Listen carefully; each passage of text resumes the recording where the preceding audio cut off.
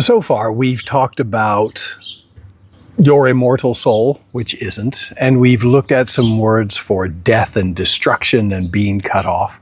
And in this follow-up video, I would like to look at two words for sort of eternal punishment, and then look at the words for death and hell, or not death, but hell and that kind of Sheol and all those things that really get us going. And so let's go back to the Greek and look at the word abad, which is another one for being perished or destroy or being lost. And this word, like in Leviticus 22:38, talks about a loss of purpose, even, not complete extinction. In Numbers 16:33, you may remember the story of Korah squaring off with Moses and saying, "We stand over here." And Moses is like, "You don't want to do that." And of course, then the ground opens up and Korah and all of his followers and their families and everybody go, whoop.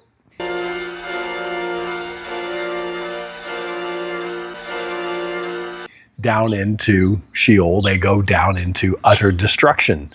They're not still being tormented to this day. They just die. The earth opened up, and if the earth opens up under you, you're going to die.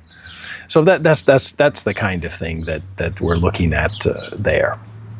The other word is, and there are other places you can find this, because it's in about 79 different places as perish, and then all the other different variations of perish or being cut off or losing purpose. There are about 100. So it's used nearly 200 times in the Old Testament.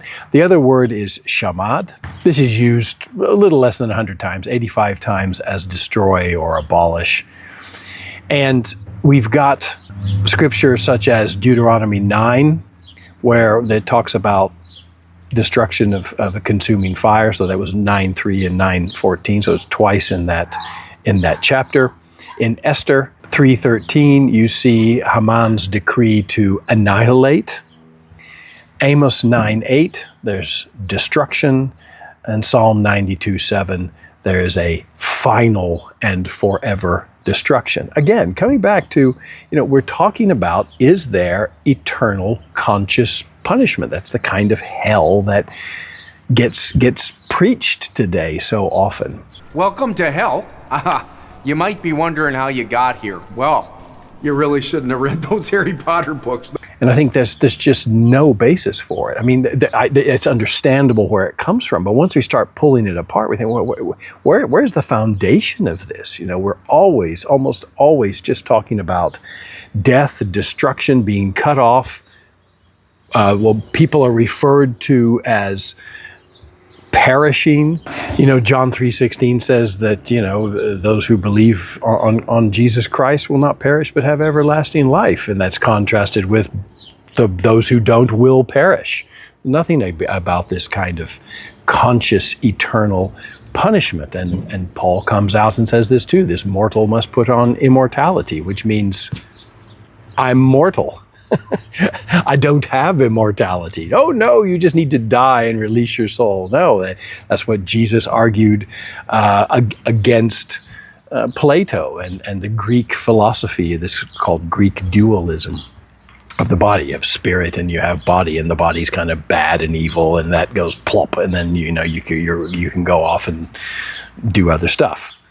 So that's where when we're looking at shamad and abad, that's exactly the same kind of things they're saying there. They point to death, they point to perishing and destruction, but not eternal conscious torment. Now, where we might start to get at this idea of eternal conscious torment is in the next section. So let's go into the hell and Sheol words here. So we're going to look at Sheol, and we're going to just touch on Tophet, which is another Hebrew word. We're going to look at hell, and we're going to see that it's just the grave. It's just death. Yeah. And so Sheol The grave, it's translated as grave 31 times. It's translated as hell 31 times. And maybe that's where this starts to come in. That's hell. And we all know what hell is. But, educated people might know what hell is because they read Dante's Inferno, and the different levels of hell. But he was getting this from an incorrect doctrine, Dante's La Divina Commedia is not scripture. So, we need to leave that to the side. We need to leave what even these absolutely fantastic, I recommend you read it. It's really good. But, these absolutely brilliant writers have said, and, the Greeks and their ideas, we need to put those to the side and say, what does scripture actually say? So let's just look at some of these places that we see this. And we can go back down to Numbers 16, where Korah and Moses were squaring off. And they go down into the pit. They go down into Sheol, Numbers 16, 30, and 33. In Deuteronomy 32:22, God's anger burns to the lowest Sheol. God's anger burns down to the lowest, and here the word rendered here is hell. Ecclesiastes 9:10, Solomon writes, there is no knowledge or wisdom in Sheol. And Joe Biden is our president. David writes in the Psalms that you go into Sheol and you die like a sheep would die. 1 Samuel 2:6, Sheol is paralleled with life and death. So Sheol is death and there is life. Again, not conscious eternal punishment. Psalm 139:8 says, if I make my bed in Sheol, this is the grave. It's not the modern idea of hell. And Isaiah 28:15, Proverbs 7:27, again, Sheol is paralleled with death and destruction. Again, not conscious torment. Tophet, also called the Valley of Hinnom, and it's this place where the Molech worship was done. And of course, today we worship Molech in abortion clinics 73 million times a year. But then they had to actually take the baby down to have this child sacrifice. And this is in 2 Kings 23:10. God says in Jeremiah 7:31 that these kind of practices, this kind of sacrifice never entered his heart. But it becomes a symbolic idea for judgment and burial in Jeremiah 7:32 and then 19:13. Isaiah 30:33 refers to this. The Antichrist is assigned to Tophet. Gehenna is derived from this valley. Gehenna was it was a trash dump, and it's where, unclaimed bodies and trash and everything burned outside of Jerusalem.